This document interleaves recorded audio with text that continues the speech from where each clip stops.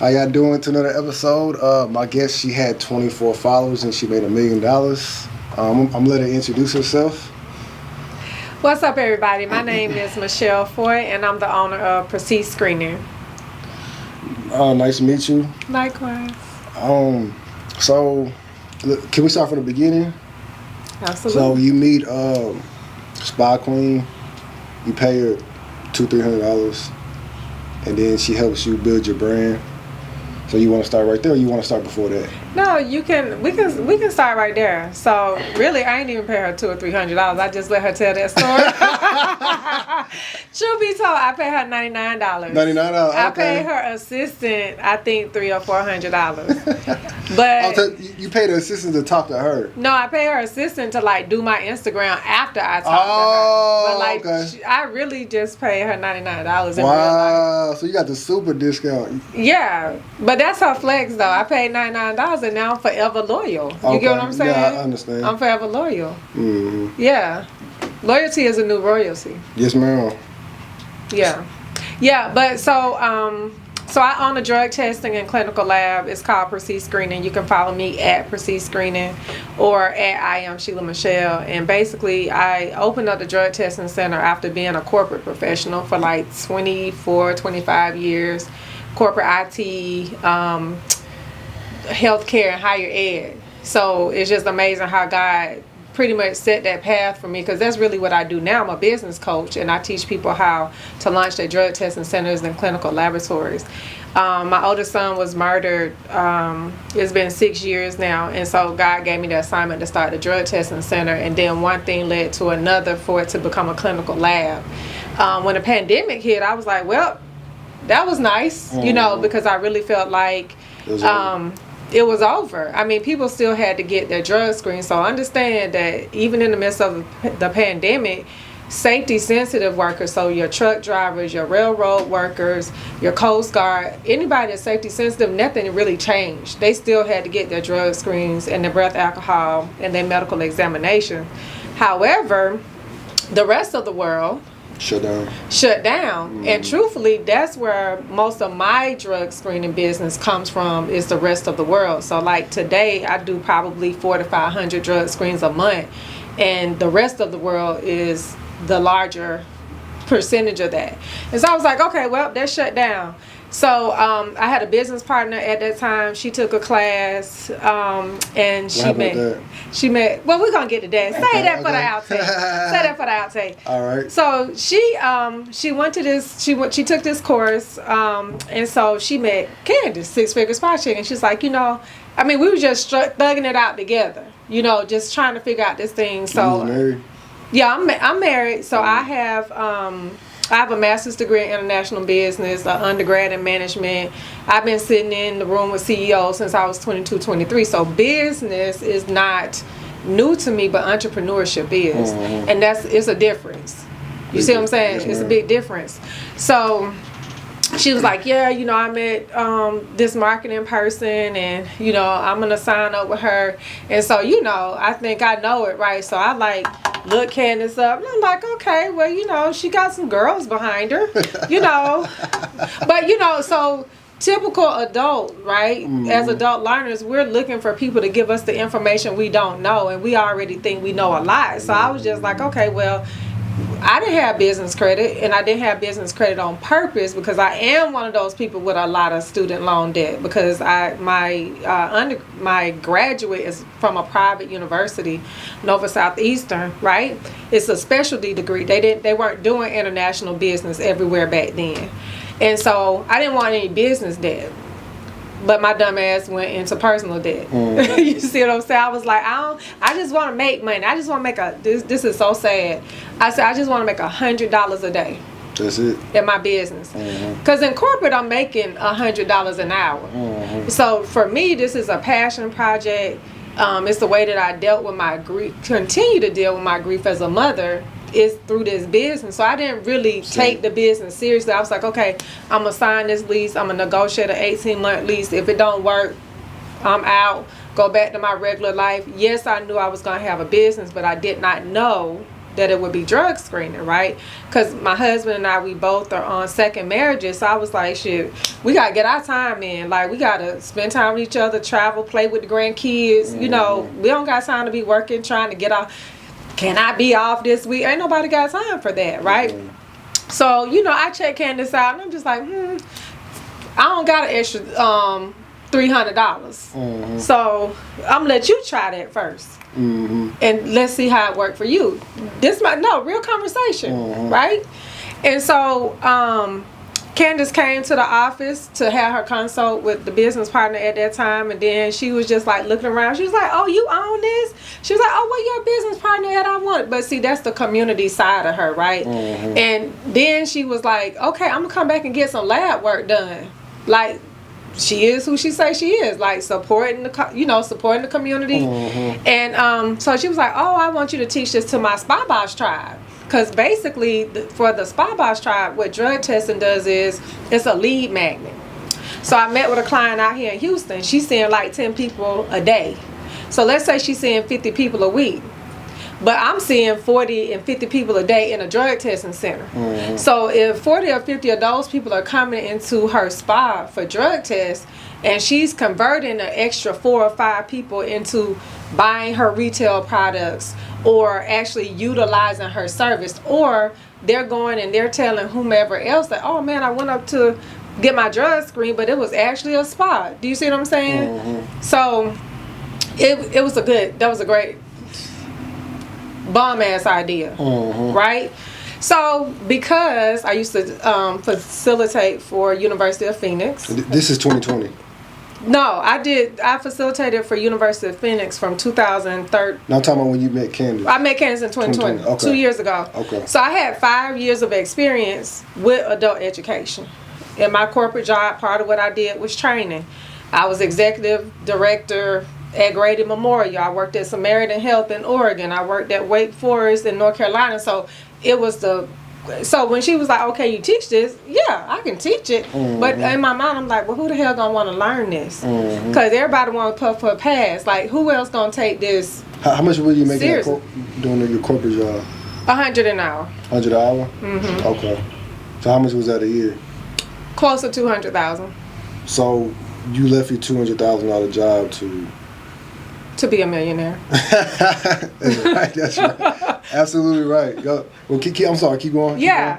So basically, I was in the trucking class, and in 15 minutes, I made $2,500. Literally, right?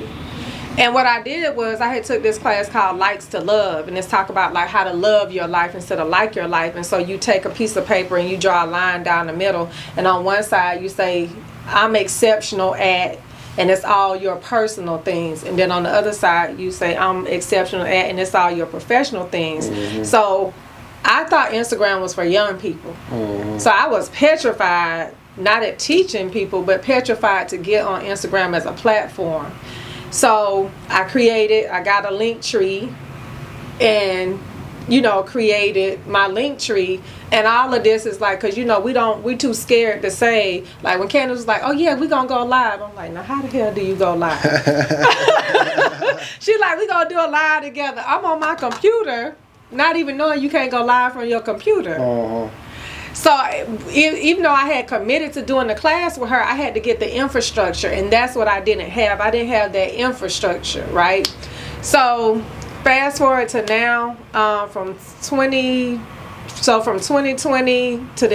from June 2020 to the end of 2020, I made 100,000 plus in 6 months, right?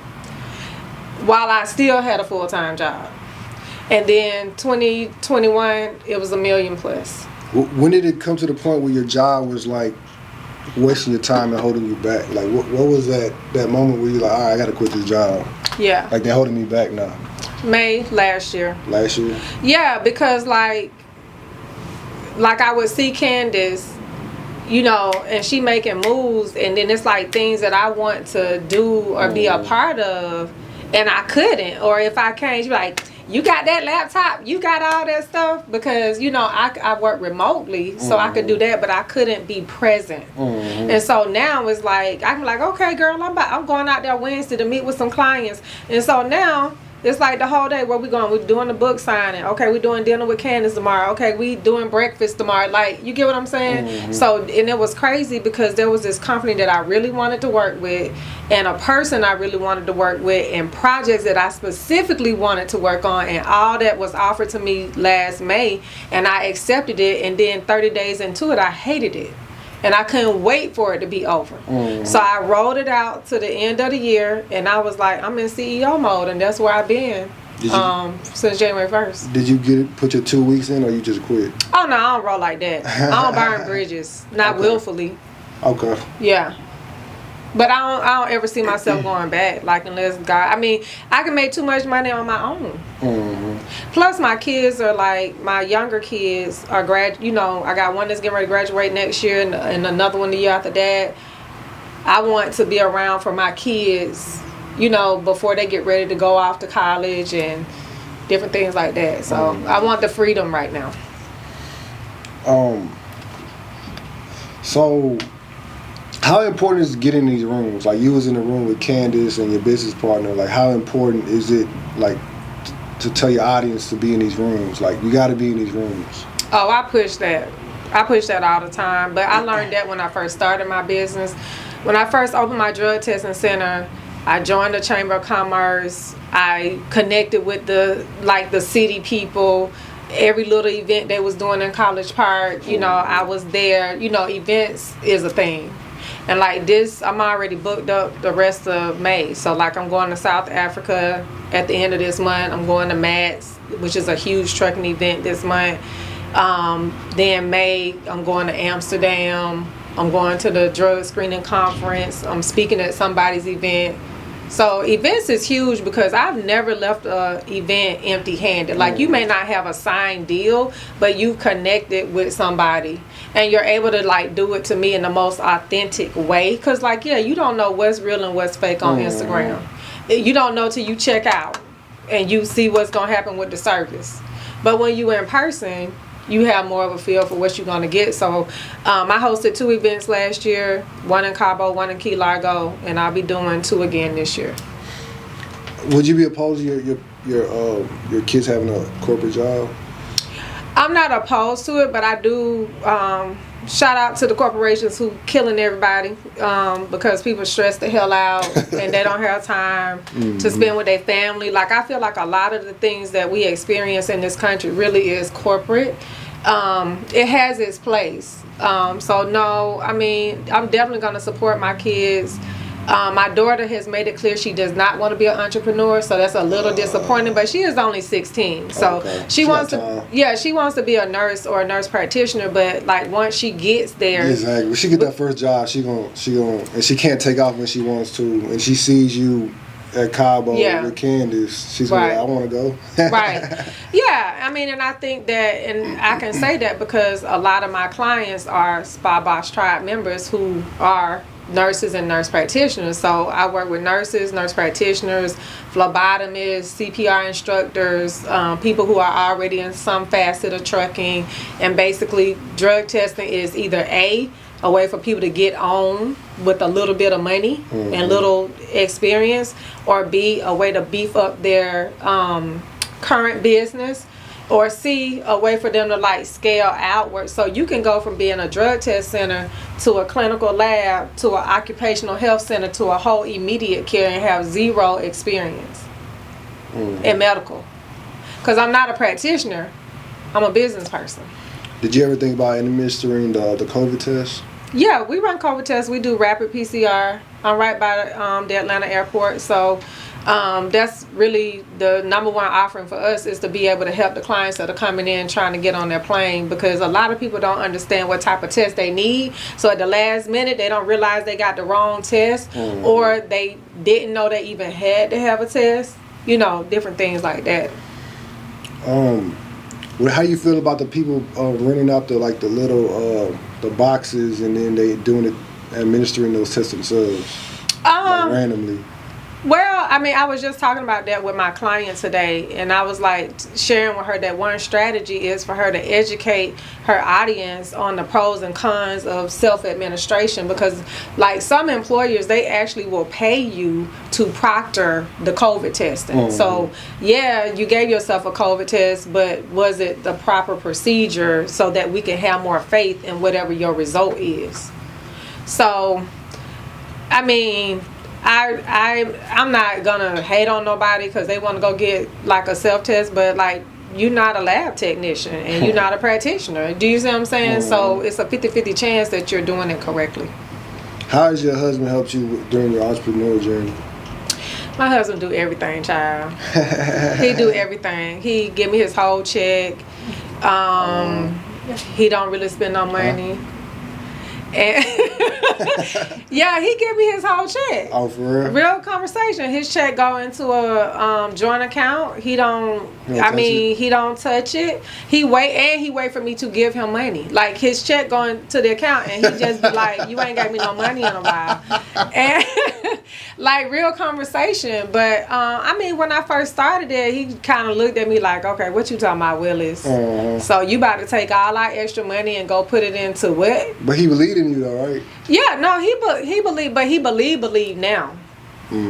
He believe now, and so now he's a corporate worker. So he been on his job like 25 years, and he's now getting ready to get into trucking. He's retiring or he's just quitting? No, I mean he's probably gonna retire early. Because we're like 10 years difference in age, so he would actually be retiring early. But that was a transition, because he'll tell everybody he was like, I'm a 401k-er. You know what I mean? He never thought about having his own business. But that's really the legacy that I want to leave, like for my family, is because I feel like you got to have a certain type of mindset to be in business. You do. Like, I don't like lower level thinking. I call it that's the version of ghetto. Like, girl, she said this and my baby that. Fuck that shit. If it ain't making you money or making you smile, fuck that shit. Like, that's dumb. That's ghetto. I don't like that. So I really want my family to identify what their purpose is, put some passion behind it, and take the resources that I have left for them and set the world on fire. You know what I'm saying? With that, like, whatever become of it. Because I just think it requires character. It requires discipline. You get what I'm saying? And business is just the way that I believe it. That ain't the only way, but I believe through business, yeah. So if somebody calls you about gossip, you just hang up the phone? Yeah, I be like, nobody don't got time for that. My life ain't long. Like, no. And it's ignorant. Like, I feel like I'm too good. You know what I'm saying? I'm like, what? That's So like, can you start off like, I mean, not start off, but can you talk about how you was raised a little bit, like how you was brought up, and like how that influenced you being an entrepreneur? Oh, I was raised fucked up. Like, my parents conceived me in a children's home. They both came from abusive families. Not abusive, but like drugs. So drugs and alcohol have like always been a thorn in my side, right? So like they 14 and 16, they don't want no kid. You know what I mean? They don't want no kid. They was 14 and 16 years old? Okay. 14 and 16. And what ended up happening is I just lived with like different family members, different friends. But at 5, I literally knew that I was running lemonade stands and selling cookies and candy. My life was so jacked up, and I was always left to really take care of myself, because I was either with my family that wasn't really taking care of me, or I was with somebody else and I wasn't their family. You know what I'm saying? So I always kind of had to take care of myself. So the way that I coped was I just thought about the future all the time. I knew how many kids I was having. I knew what I was naming them. I knew I was going to be an attorney or a teacher, or you get what I'm saying? So that's really how it affected me. It just made me know that it had to be something better for me than what I was experiencing even at the age of like 5 years old. Yeah. So that upbringing like really toughened you up to like Like, what brought you into like getting your bachelor's degree and then your master's and then going into corporate? Yeah, because I ain't no sorry ass person. Mm-hmm. You know, my grandmother, like, I saw her, like, work. Like, you know what I'm saying? That's something. And, like, I just respected hard work. So what happened is I was always smart, but I didn't want to go to school because I couldn't get my hair done like everybody, and I didn't have clothes like everybody. And then I was just depressed, right? And then I got pregnant with my oldest son, and once I got pregnant, I was responsible enough to know that I had to be responsible. And so I was at a, you know, I came out with like Tamika Scott and Andre from Outkast and all them. So we was at Open Campus. Well, Andre and I was at Open Campus. But You talking about Andre 3000? Mm-hmm. Yep. And I just skipped, like I was doing my work fast, so I ended up graduating before everybody else in my class. And then after that, I struggled with college, you know, but then I had a person I worked with, she was like, "You so smart. I don't understand why you didn't finish college." See, sometimes it just takes like one word from somebody. And guess what? When she said that to me, guess what I did? Went back to college and like went all the way through to my master's. So that motivated you? Yeah, but I mean, I just really knew that I couldn't ask my kids to do anything that I hadn't done. So now I can tell my kids, like, okay, I can ask them to get a degree because I got one. Mm-hmm. You know, I can ask them to see the world because I've seen the world and gave them opportunities. You get what I'm saying? So like, it's not about anybody being their example except me, if that makes sense. Mm-hmm. Yeah. So and then you graduate, you get your master's, you start corporate. How long you was at corporate? Well, I actually started corporate before. I started corporate in like 1998ish. Mm-hmm. Because I was smart, I could send in my resume. I'm gonna get some calls. Mm-hmm. You know, so that was never really an issue. I just really couldn't advance because it was like I still was like the little black girl, you know, who was edgy with, you know, 2 kids. You know what I'm saying? Then in between that, I got married. It was an abusive relationship, and so it was a point in time like after I made it, then I had to get myself back together again, right? So I bought my first house at 24, but then at 31, I eating out the food pantry, and I had to choose the house or the car. Mm-hmm. You see what I'm saying? And then it was like, okay, it's gonna be neither one of these. But God is so faithful because I moved out the house because I couldn't sleep in a house that I couldn't pay for. Mm-hmm. It wasn't even time for me to move out. I just didn't feel right staying there, and I couldn't pay for the house. And so I moved in with my cousin, and then 2 weeks later I got a job, so I moved back into the house. But you know, we got divorced. But by the time we got divorced, I had started behaving like a single person financially. So the first time, I'll never forget, my godmother was like, "You're gonna have to go back because you're not ready yet." Mm-hmm. So like when women are separating from men, like you always have to think about that. You have to be prepared for everything you do in your life. Sometimes you can't always pick up and go, unfortunately. And so the time did come where I could exit. And then, you know, after that, I would say my life pretty much was fairly, you know, smooth sailing. I, you know, just kind of traveled and, you know, did a lot of different things. And the biggest thing was that I wasn't married. But I always believed that the only thing other than $100 that my real daddy gave me was this advice. He said, you don't ever got to worry about a man because God created men and women to be together. So the last thing you ever have to worry about is having a man.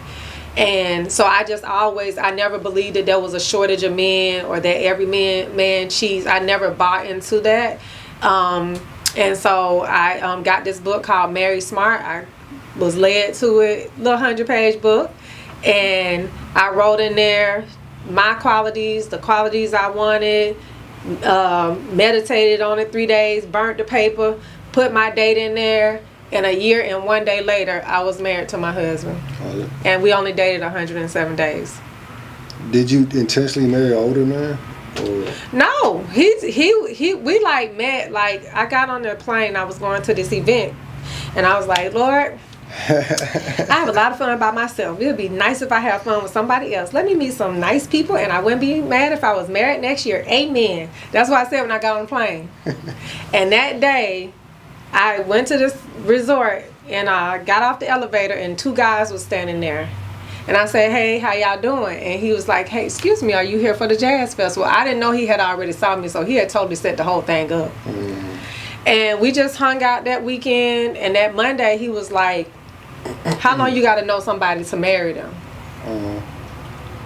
And he was like, because I got a room for your daughter, and I got a room for your son. How do you know that you had... You saw your 2 kids? Well, we had hung out that whole weekend, so you know. Oh, I thought y'all just talked and he was well, we met on a Thursday, and so this is like that Monday, and but he was actually involved with somebody else, like, cause you know how you have to keep asking y'all the question over and over again, different ways to get the real answer.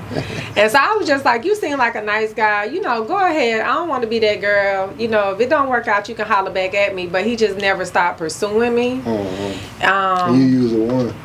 Yeah. And we're getting ready to celebrate 7 years of marriage. Yeah. But he's he do everything. He cook. He a man, but like, I mean, he supports me in everything. That's nice. Yeah. So you got any more gems you want to tell the people? Yeah, I got a couple of gems for him. So I would just say that. Tell me about your viewer, your audience. We mainly real estate, but we do a lot of entrepreneurs. Y'all do a lot of entrepreneurs. We done like trucking. We done stocks. Every type of entrepreneurship almost. Okay. Like Spa Queen, she's like the second Spa Queen or second person in Spa. Yeah, because she the only Spa Queen. Correct. Period. So, like we do every facet of entrepreneurship. Y'all do okay. That's what's up. So I feel like the biggest thing that I'm focusing on and coaching people on this year is really finding your niche. So I think is you can have multiple businesses, but you still got to be niche even within the multiple businesses, right? So when I started Drug Testing, I was like, oh, everybody is my client. No, everybody is not my client. That is not true, right?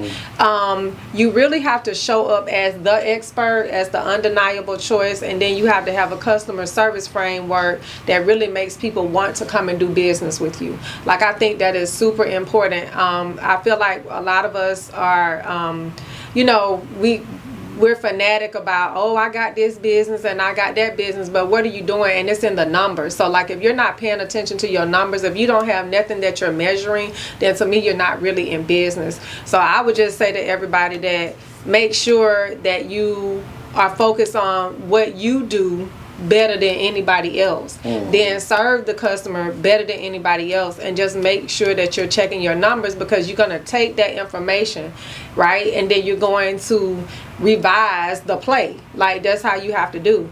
So like with me, as an example, in my office, you can come to me for drug screening, COVID testing, DNA testing. You can get retail health and wellness products, and you can get spa services.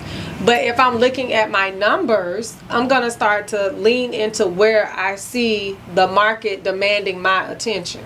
You understand what I'm saying? And that is where I'm going to focus on that, and I'm going to continue to monitor that, right? So if anybody wants to get into the drug screening game, definitely follow me at IamSheilaMichelle.com. We have an auto chat that'll give you a link to the website, and you can actually download a free checklist that shows you how to start a drug testing center really easily. So I'm super excited, really about this year, because I am niching down, and because I'm more in tune with the numbers that's in my business. So I'm watching. So like, for example, if I say I'm coming to Houston and I'm doing a mastermind, I'm filtering for the people who are in Houston from my email list, and I'm literally sending them a direct communication. You see what I'm saying? Or I'm filtering the people who are in my text list, and I'm literally sending them a direct sending them a direct invitation, because people like to feel special. They like to feel exclusive. And the last thing I would say is we put like an application in process, and people love that because people want to apply and be approved even if they ain't ready to. You see what I'm saying? So whatever it is that you're doing, so like if you, what type of real estate you have? I mean, I'm mainly doing rental properties now. I was doing everything. I was wholesaling, flipping, but now I'm just doing rental properties. I'm not doing anything else no more. Oh, and I got a couple of Airbnbs too. And you got your Airbnbs? Mm-hmm. Okay. Everything is here? Everything's here. Everything is here in Houston? Okay, well I need to talk to you afterwards. All right, that's cool. Because I want to be on that peer space, baby. That's cool. So yeah, I mean, I feel like that. I mean, use what you got. That's the biggest gem I can give you, is like use what you got. So for example, we're getting ready to buy a house. We're getting ready to close on the house. In Houston? Not in Houston yet, but we're gonna get one out here. But I'm getting ready to trick that house out so I can peer space it. I ain't dumb. You see what I'm saying? So, peer space over Airbnb. I prefer peer space. Okay. Cause you in and you out. Okay. You ain't waking up in the morning, beer bottles everywhere. Like, you're not doing all that. You got to be a little more dignified when you come to peer space. Okay. But that's my gem. It's like, use what you have and be as specific as possible and just focus and stop being all over the place. Yeah. Okay. Yeah. Where do you see yourself in 5 years? Ooh. So, what's this, 2022? March. Okay. 3rd. Yes. I see myself on the beach. Like, yeah. I see myself on the beach. I see myself doing whatever I want to do. You know what I mean? I definitely see myself working like more digital products, lower touch but higher profit products and things like that. Like, I mean, I figured out a way to offshore my entire administration in my office. So I have 6 virtual assistants. They do everything. I have people who pay me $10K now to like start drug testing. Okay. Absolutely. So that's the type of game I want to teach everybody. It's like, you know, how to take your business like to the next level.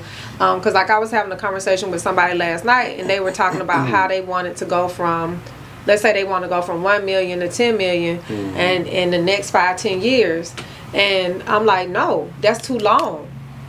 People are making that money right now on bullshit. You see what I'm saying? You got something real that you doing. Like, no, it's not getting ready to take me 5 or 10 years to make another 10 million.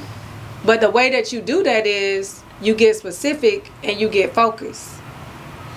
So what would be a bad month for you? Like, say, what would be a figure where if you made that much, you'd be like crying? I ain't gonna never cry, because I feel like this is a gym too. Like, I get up every day like, okay, Lord, what would you have me to do today? And I say the prayer of Jabez to attract what it is that God wants me to do, who he wants me to serve. You see what I'm saying? Like, first time I came to Houston 6 months ago, I did an ad. I sold my class out. This time I didn't do an ad. I had like one person. But guess what? That one-on-one time, I'm gonna get an amazing ass review from her, and she gonna go tell all her friends I pray. Do you get what I'm saying? So she was like, I'm surprised. I'm like, no girl, enjoy this time. Like, you good. You get what I'm saying? So I feel like I get up every day with my purpose in mind. Do I get disappointed if I think I just did something fire and it come back dry? Yeah, of course I do, but you know, Pink and the Brain. Yeah, the cartoon. What you gonna do? Take over the world every day. Every day. Well, let me hit you with these questions real quick, and then we're done. Okay, rental property, Airbnb. I'm definitely going rental property because that's what I know. I think the only thing with the rental property is like, I got a rental property that's $400 and I'm making $1,200 and I'm doing like $1,200. Like, reinvest that money back and don't blow it. Rental property or peer space? Definitely peer space. Okay. Commercial building or house? Definitely commercial building. If y'all want to be in the 1%, I was in John Hope Bryant, Operation Hope. Y'all follow him? And that's the entrepreneurship class, and the guy came through, the banker came through, he said if you want to be in the 1%, you need to own a commercial space. 2 million followers or rental property? I definitely gonna go with the rental property if as long as it's got good tenants. 850 credit score, $1 million. I'm good with the $1 million because it really ain't no way you can't have an 850 score with $1 million unless you dumb. Like, that's why when I was sitting here and the realtor, the loan officer, like, hey, I had a $14 balance on the credit card. Okay, let me pay that. The end. Mm-hmm. Money or equity? I'm gonna take money because I have had 3 properties before. I had, what was it, 2, I probably had almost $1 million in real estate at one point in time, like around 2010. Okay. And I only have 1 of those properties now. The equity, that goes and comes. So I'm gonna take the money. Yeah. Miss Skittles or six-figure spa queen? I love you, Skittles, but Candace my girl. I mean, like, she just you know what I'm saying, like, you have to appreciate Candace for, like, and it's a difference between 6-figure spa chick and she really 7-figure spa chick and Candace Holyfield Parker. But, like, it wasn't, I can't ever say it was anybody that would, like, change my life, because I felt like, hell, I make my life good, you know what I mean? But she totally revolutionized my life, not just because my business started being a real business, because I had a space, I was a business, but she revolutionized, like, how I thought about things from a community standpoint, from a business standpoint, from a woman standpoint. Me and Miss Skittles, we got a couple of outfits. We be bumping heads on our outfits, and I'm sure she is bomb if I knew her more personally. But, like, yeah, Candace. Clubhouse or Instagram? Listen, God don't want me to be on Clubhouse. I gotta say Instagram. Like, I got the connection always messed up, so Insta for me. Okay.